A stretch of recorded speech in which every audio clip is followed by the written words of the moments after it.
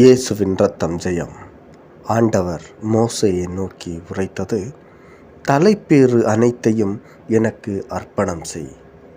Israel மக்களிடையே மனிதரிலும் கால்நடைகளிலும் கருப்பையே திறக்கும் எல்லா தலைப்பேரும் எனக்குரியவை என்றார்.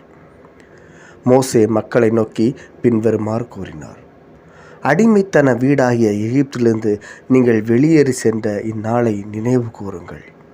இந்நாளில்தான் ஆண்டவர் தம் கைவன்மையால் உங்களை இங்கிருந்து வெளியேற வைத்தார்.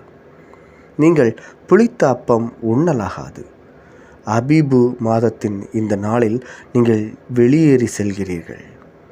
கானானியர், இத்தியர், எமோரியர், இவ்வியர், எபூசியர் வாழும் நாட்டை ஆண்டவர் உனக்கு தருவதாக உன் மூதாதையருக்கு வாக்களித்திருந்தார்.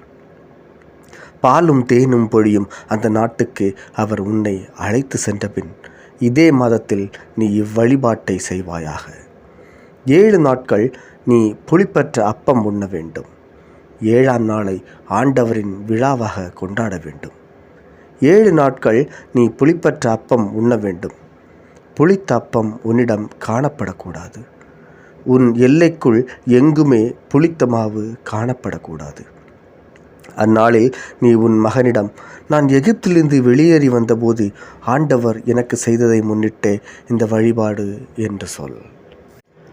ஆண்டவரின் சட்டம் உன் உதடுகளில் ஒலிக்கும்படி இது உன் கையில் அடையாளமாகவும் உன் கண்களிடையில் நினைவு சின்னமாகவும் இருக்கட்டும்.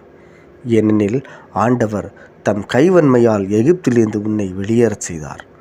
எனவே ஆண்டுதோறும் இந்த நியமத்தை அதன் குறிப்பிட்ட காலத்தில் நிறைவேற்ற வேண்டும். உனக்கும் உன் மூதாதையாருக்கும் ஆண்டவர் வாக்களித்தபடியே அவர் கானானியரின் நாட்டிற்குள் உன்னை அழைத்து சென்று அதை உனக்கு கொடுக்கும்போது கருப்பையை திறக்கும் தலைப்பேறு அனைத்தும் ஆண்டவருக்கென ஒப்பு கொடுக்கப்பட வேண்டும். உன் கால்நடைகளில் ஆண் தலையீற்று அனைத்தும் ஆண்டவருக்கே உரியது. ஓர் ஆட்டை கொடுத்து கழுதையின் ஆண் தலையீற்றை மீட்பாய். அதை நீ மீட்கவில்லையெனில் அதன் கழுத்தை முறித்துவிடு. உன் ஆண் பிள்ளைகளுள் எல்லா தலைப்பேற்றையும் நீ மீட்க வேண்டும்.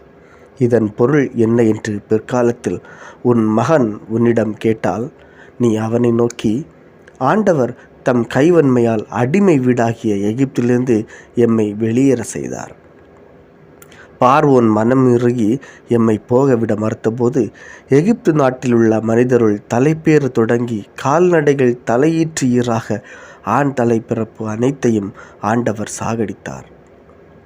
எனவே கருப்பை திறக்கும் ஆண் பிறப்பு அனைத்தையும் நான் ஆண்டவருக்கு பலியிட்டு என் ஆண் பிள்ளைகளுள் தலைப்பேறு அனைத்தையும் மீட்கிறேன் என்று சொல். இது உன் கையில் அடையாளமாகவும் உன் கண்களுக்கிடையில் சீட்டுப்பட்டமாகவும் அமையட்டும். ஏனெனில் தம் கைவன்மையால் ஆண்டவர் எம்மை எகிப்திலிருந்து வெளியேற வைத்தார். மக்களை பார்வோன் அனுப்பியபோது பெலிஸ்தியர் நாட்டு நெடுஞ்சாலைதான் நேர்வழி எனினும் அதன் வழியாக கடவுள் அவர்களை நடத்தி செல்லவில்லை. ஏனெனில் போரை கண்டு இம்மக்கள் மனம் தளர்ந்து எகிப்திற்கே திரும்பி விடுவார்கள் என்றார் கடவுள். கடவுள் மக்களை பாலை நில சுற்று வழியாக செங்கடலுக்கு போக செய்தார். இஸ்ரேல் மக்கள் படை அணி போல எகிப்து நாட்டிலிருந்து வெளியேறி சென்றனர். மேலும் யோசேப்பின் எலும்புகளை மோசே தம்மோடு எடுத்து சென்றார். ஏனெனில் கடவுள் உங்களை சந்திக்கும் போது இங்கிருந்து என் எலும்புகளை உங்களோடு எடுத்து செல்லுங்கள் என்று யோசேப்பு இஸ்ரேல் மக்களிடம் கூறி அது பற்றி அவர்களிடம் உறுதிமொழி பெற்றிருந்தார். அவர்கள் சுக்கோத்திலிருந்து பயணமாகி பாலை நிலத்தின் எல்லையோரமாயுள்ள எத்தாமில் கூடாரமடித்தனர். ஆண்டவர் பகலில் அவர்களை வழிநடத்த மேகத்தூணிலும் இரவில் ஒளிகாட்ட நெருப்புத் தூணிலும் இருந்தார். பகலிலும் இரவிலும் அவர்கள் பயணம் செய்வதற்காக அவர் அவர்கள் முன் சென்று கொண்டிருந்தார். பகலில் மேகத்தூணும் இரவில் நெருப்புத் தூணும் மக்களை விட்டு அகலவே இல்லை.